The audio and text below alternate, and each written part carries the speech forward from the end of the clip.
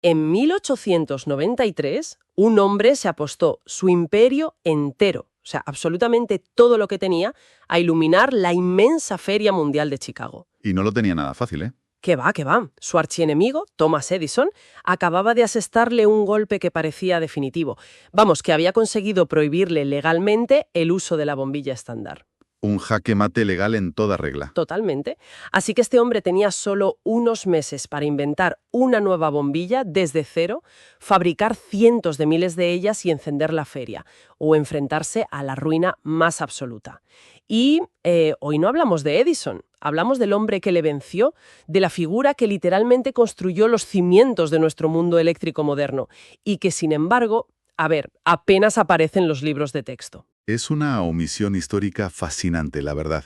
A menudo, la fama es un indicador pésimo del impacto real de una persona en la sociedad. Y ese es precisamente el motivo que nos reúne en este análisis a fondo.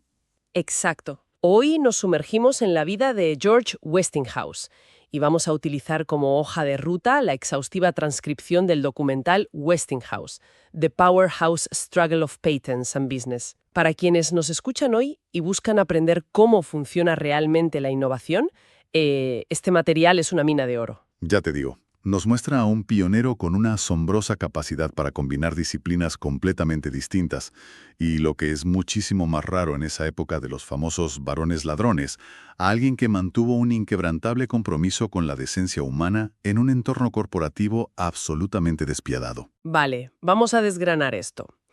Porque la trayectoria de este hombre rompe todos los esquemas desde el minuto uno. O sea, no estamos ante el típico erudito de biblioteca, para nada. ¿Qué va? De hecho, empezamos con un cliché casi reconfortante. Sí, el del genio que es un auténtico desastre en el colegio. A Westinghouse lo etiquetaban como un niño problemático, de esos que, se aburren soberanamente mirando la pizarra. Sin embargo, fíjate, a los 13 años ya estaba trabajando en el taller de maquinaria de su padre, cobrando apenas unos céntimos al día. Era su hábitat natural. Y a los 15, mientras otros chavales estaban jugando por ahí, él estaba diseñando su propio motor rotativo a vapor. Es que el taller fue su verdadera aula. A ver, su padre no era especialmente alentador, pero entre engranajes y tornos, George encontró su lenguaje. Y hay otro factor formativo que llegó, de forma muy prematura. Al estallar la Guerra de Secesión estadounidense, se alistó con solo 16 años. ¡Ostras! ¿16 años? Sí. Sirviendo primero en la caballería y luego como ingeniero en la marina. Esa experiencia militar fue el contrapeso perfecto a su mente caótica e inventiva. Le dio estructura, claro. Eso es. El propio Westinghouse reconocería más tarde que su mayor ventaja competitiva fue esa combinación única. O sea, la intuición mecánica pura, moldeada por una férrea disciplina para analizar problemas y ejecutar soluciones. Y esa disciplina iba a ponerse a prueba muy pronto. Porque al volver a la vida civil, se da de bruces con una auténtica masacre silenciosa que estaba ocurriendo en todo el país: los accidentes de tren. ¡Buf! Horrible. Las cifras que arroja el documental son escalofriantes. En un solo año, de la década de 1860, hubo 5.000 guardafrenos muertos o gravemente heridos. Y cuando te explican cómo funcionaban los trenes de la época, la verdad es que parece un milagro que no murieran más. Era un sistema que hoy consideraríamos una barbaridad absoluta. Imagina un tren de mercancías enorme a toda velocidad.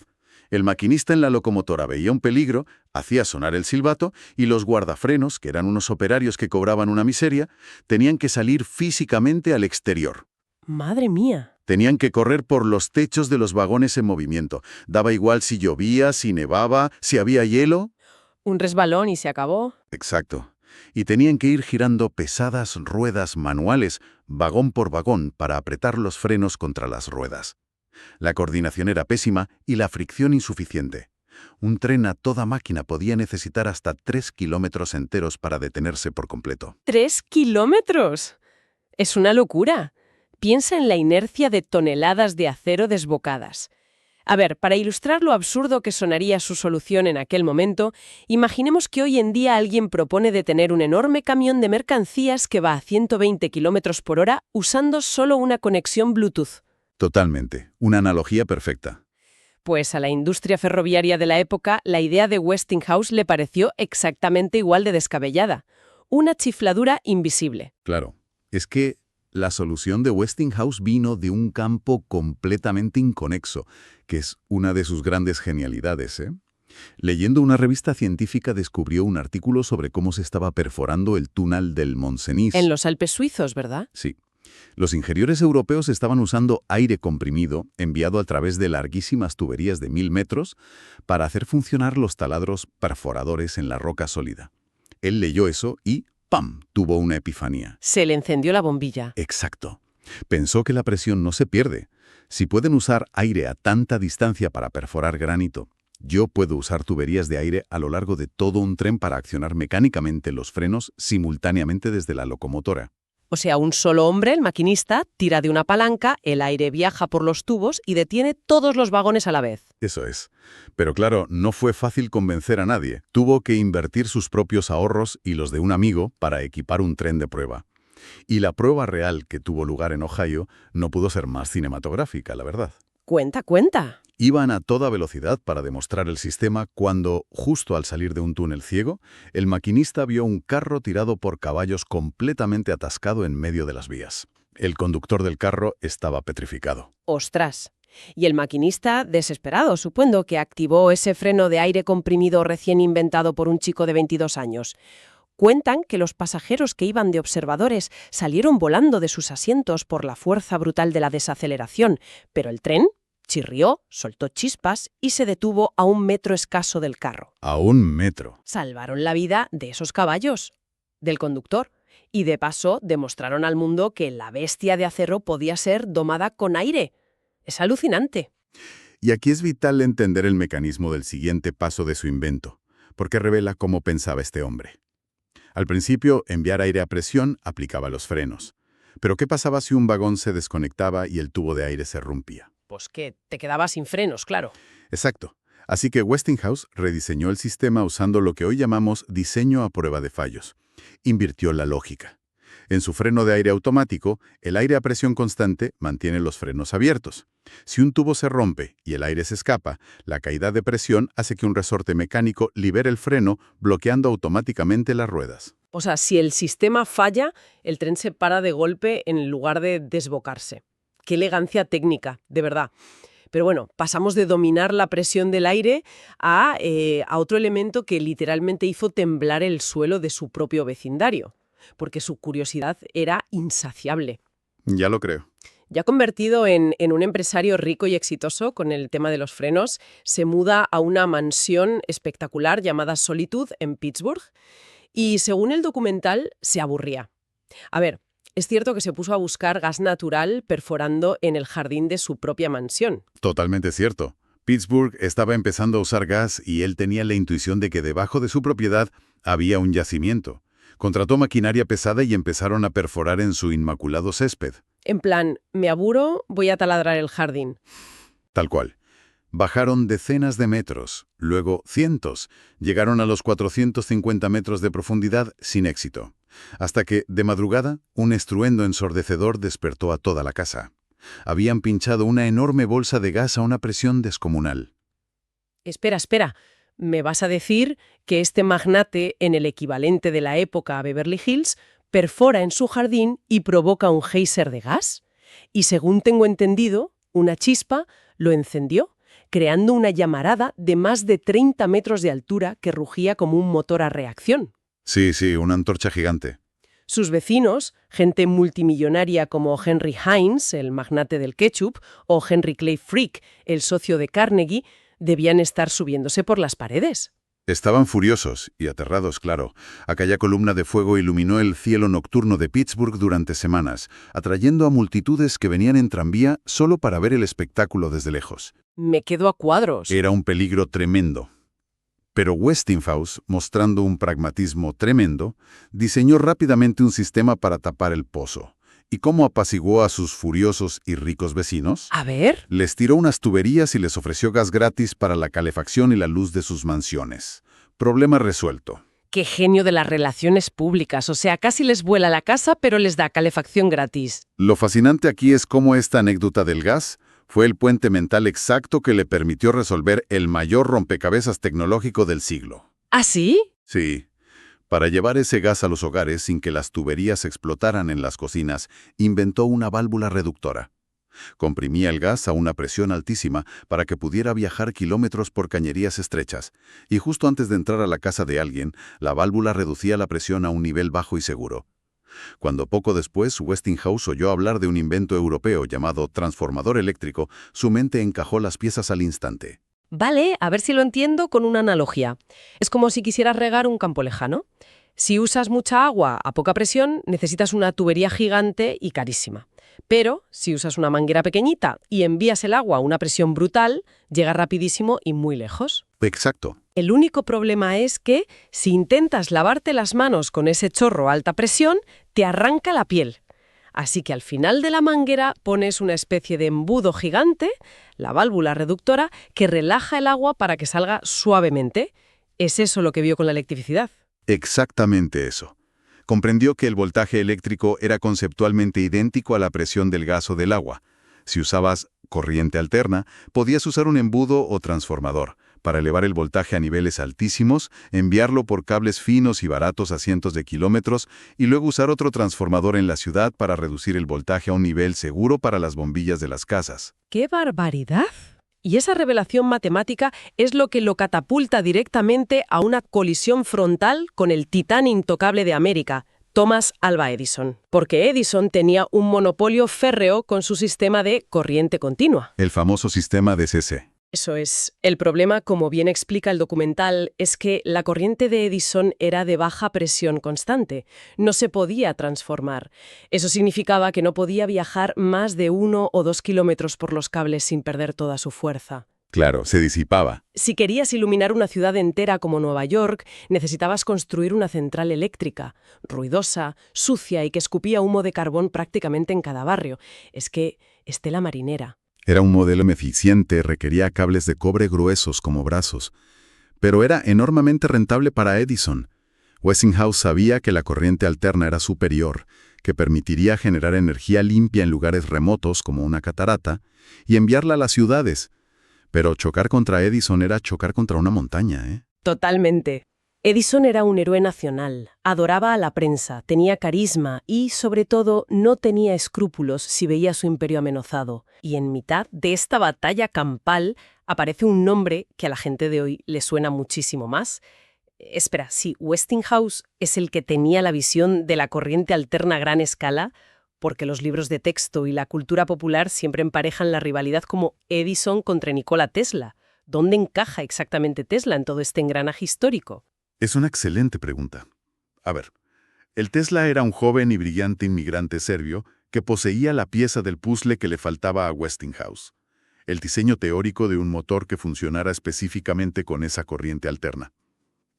Tesla había ido a trabajar inicialmente para Edison, pero fue un desastre absoluto. ¿Qué pasó? El documental relata cómo Edison le prometió un bono enorme, de $50,000 de la época, si lograba rediseñar sus ineficientes generadores de corriente continua.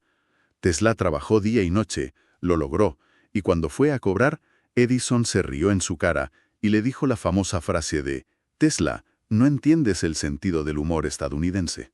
¿Qué me dices? ¡Qué sinvergüenza! Y Tesla, humillado y sin un céntimo, acabó cavando zanjas en las calles de Nueva York para sobrevivir. ¡Qué injusticia! Hasta que Westinghouse, que seguía de cerca las oficinas de patentes, lee los diseños teóricos de Tesla. Y fíjate, no lo vio como un competidor al que aplastar, sino como el talento que necesitaba. Westinghouse compra sus patentes pagando un pastizal y además lo contrata como consultor. Una visión muy distinta a la de Edison. Claro. A diferencia de Edison, le dio un trato de igual a igual, respetó su genialidad excéntrica y fusionó las ideas del motor de Tesla con sus propios transformadores para crear un sistema universal imbatible. Y esa unión técnica aterrorizó a Edison. Vio que su negocio local de corriente continua estaba obsoleto, así que decidió que si no podía ganar con ingeniería, ganaría con miedo. Y aquí es donde la cosa se pone realmente interesante y bastante oscura, la verdad. Las tácticas de Edison, ¡buf! Orquestó una campaña de desinformación masiva sin precedentes. Edison quería convencer a toda costa al público de que la corriente alterna de Westinghouse era una amenaza letal. Llegó al extremo de financiar a supuestos expertos para que electrocutaran públicamente a perros, gatos e incluso caballos usando generadores de Westinghouse. Es perturbador, de locos. Y no se quedó en los animales. El documental detalla cómo Edison movió los hilos políticos en la sombra para que el estado de Nueva York adoptara un nuevo macabro método de ejecución: la silla eléctrica. Sí, sí. Su única condición era que funcionara exclusivamente con corriente alterna. Su objetivo de marketing era tan retorcido que sugirió a los periódicos que a partir de entonces, al acto de ejecutar a un preso, no se le llamara electrocución, sino ser Westinghouseado. Quería que el apellido de su rival fuera sinónimo de muerte. Estela, ¿eh? Y frente a esta bajeza moral, la respuesta de Westinghouse es lo que lo define como persona. Se negó rotundamente a devolver el golpe o a entrar en una guerra de difamación. Estaba profundamente horrorizado de que su tecnología, pensada para liberar al ser humano de la oscuridad y el trabajo pesado, se usara para quitar vidas. Ya te digo. Gastó fortunas en abogados intentando detener las ejecuciones, pero se mantuvo firme en su creencia. Él pensaba que si construyes el mejor sistema, con paciencia y decencia, la verdad técnica prevalecerá. Y vaya si prevaleció. Esa convicción lo llevó al momento con el que abríamos hoy, la Feria Mundial de Chicago de 1893, la exposición colombina. Iba a ser el mayor espectáculo visual del mundo. Westinghouse gana el contrato para iluminar toda la feria ofertando $1 millón por debajo del coste. Pero a ver, desde el punto de vista empresarial, y te lo pregunto en serio, ¿eso no es un suicidio financiero? Pues lo parece. ¿Por qué asumiría una pérdida tan bestial? Era solo una cuestión de ego para ganarle el pulso a Edison. No era ego. Era la campaña de marketing más audaz de la historia industrial.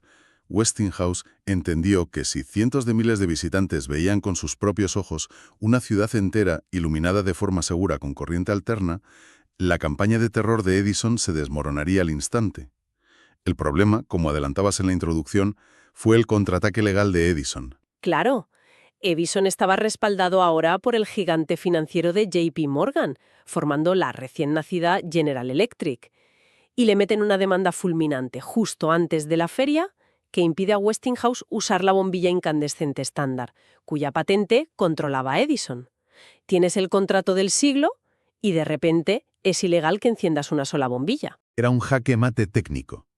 Edison tenía patentada la bombilla clásica, que era una burbuja de vidrio sellada al vacío, construida en una sola pieza continua alrededor del filamento.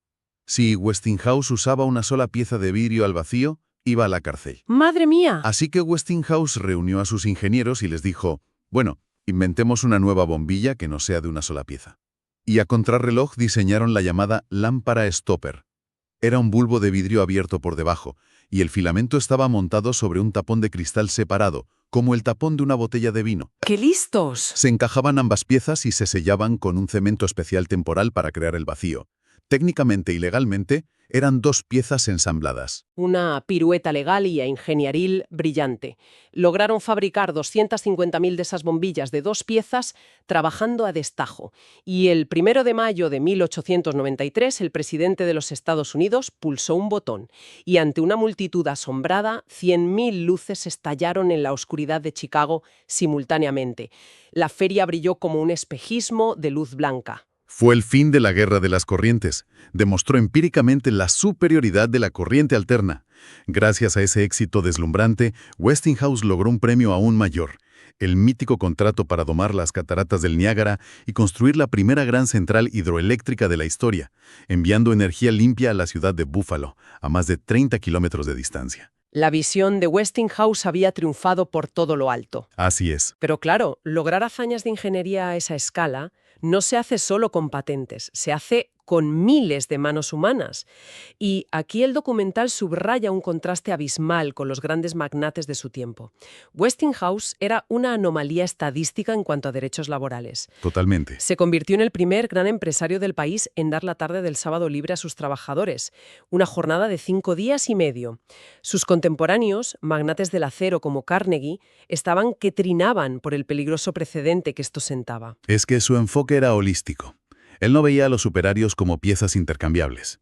Construyó una ciudad entera para sus fábricas, llamada Wilmerding. Y ojo, no eran los típicos barracones insalubres donde la empresa explotaba a los obreros cobrándoles alquileres abusivos. Para nada. Eran casas de ladrillo unifamiliares, con agua corriente, jardines y, por supuesto, electricidad. Creó hospitales dentro de las fábricas. Instituyó seguros financiados por la empresa para que, en caso de accidente o muerte, las viudas y los huérfanos no se quedaran en la calle. Un pionero social. Y ese respeto se trasladaba también al talento intelectual. Edison tenía una política estricta, o sea, cualquier cosa que se inventara bajo su techo llevaba el nombre de Thomas Edison en la patente. Así acumuló más de 1000. Claro, se lo quedaba todo. Westinghouse, por el contrario, registraba a su nombre solo lo que él mismo diseñaba y fomentaba encarecidamente que sus ingenieros registraran sus hallazgos bajo sus propios nombres. Benjamin Lame, por ejemplo, un genio matemático que trabajaba para él y que calculó los inmensos generadores del Niágara, registró decenas de patentes a su propio nombre, haciéndose rico y famoso en los círculos de ingeniería gracias a que su jefe no le robaba el crédito. ¿Eso dice mucho de él? Todo esto me lleva a una reflexión un poco agridulce, la verdad. Es posible que Edison sea la figura mítica en los libros de texto precisamente porque dedicó gran parte de su energía a cultivar su propio ego y su leyenda pública, mientras que la decencia y la discreción de Westinghouse lo relegaron a un segundo plano. Sin duda. A ver, Edison dominaba la narrativa. Invitaba a los periodistas a su laboratorio, posaba para las cámaras en poses de pensador, sabía cómo dar titulares. Westinghouse odiaba ser fotografiado. Apenas concedía entrevistas y sostenía la creencia, quizá ingenua, de que si construías cosas buenas para el mundo, los productos hablarían por ti. Ya. Su legado físico es incalculable, pero no dejó un mito personal esculpido en mármol. Y a pesar de ser un empresario modelo, no era inmune a los tiburones del sistema. Llegamos al capítulo de la caída, el pánico financiero de 1907. Westinghouse siempre desconfió de Wall Street y de los banqueros. Prefería financiar su crecimiento masivo pidiendo préstamos a corto plazo en lugar de ceder acciones. Un error fatal en ese momento. Porque en 1907 la bolsa colapsó, el crédito se congeló en todo el país. Y aunque su empresa era inmensamente rentable a largo plazo, de repente no tenía efectivo para pagar las letras a corto plazo que vencían esa semana. Y esto plantea una pregunta importante sobre cómo el control financiero puede estrangular la verdadera innovación productiva. Los banqueros de Wall Street, liderados por J.P. Morgan, vieron la oportunidad perfecta para tenderle una emboscada. Era una crisis de liquidez temporal, no un problema de negocio. Claro. Pero los bancos se coordinaron para negarse a refinanciar su deuda y exigieron el pago inmediato. La única forma de salvar a la compañía de la bancarrota fue aceptar un rescate de esos mismos bancos, cuya cláusula oculta era cederles el control de los derechos de voto del Consejo de Administración.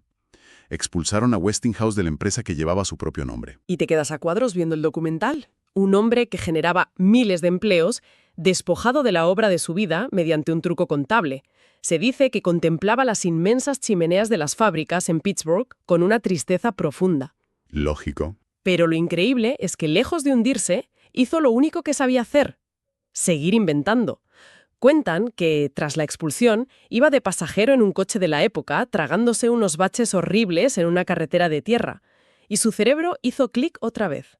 Volvió a su obsesión inicial por la presión del aire y diseñó los primeros amortiguadores neumáticos para automóviles.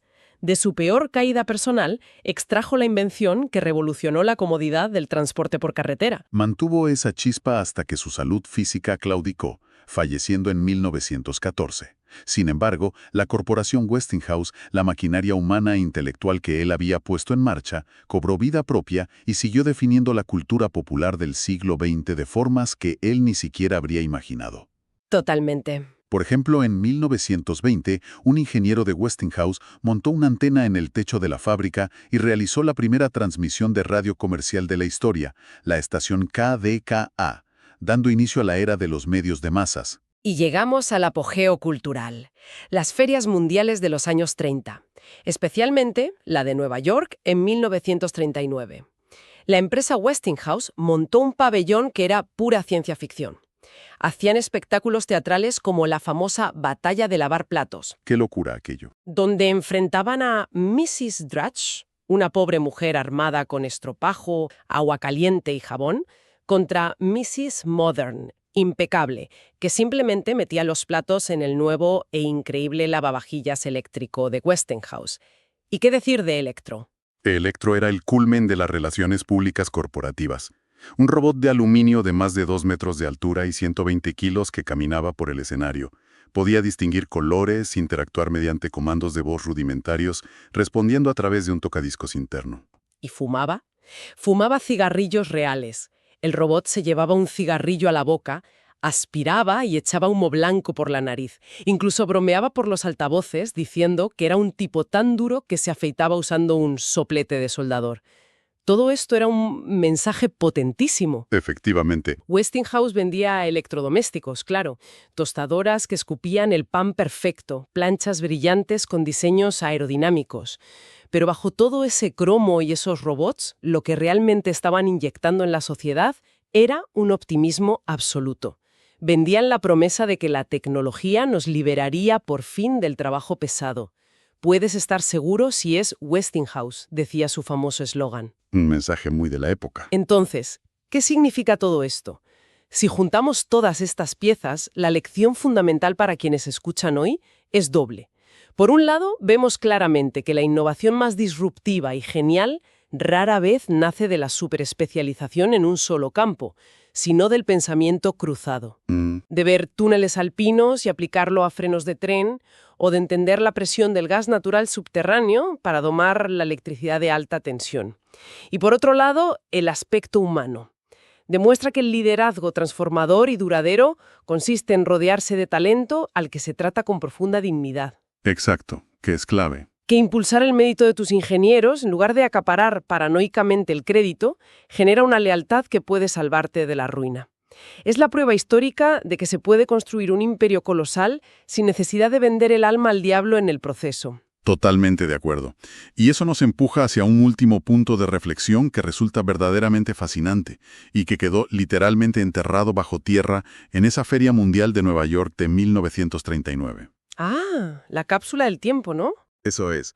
Como gran golpe de efecto, la corporación Westinghouse creó una cápsula del tiempo, un torpedo de aleación impenetrable diseñado para no ser abierto hasta el lejano año 6939.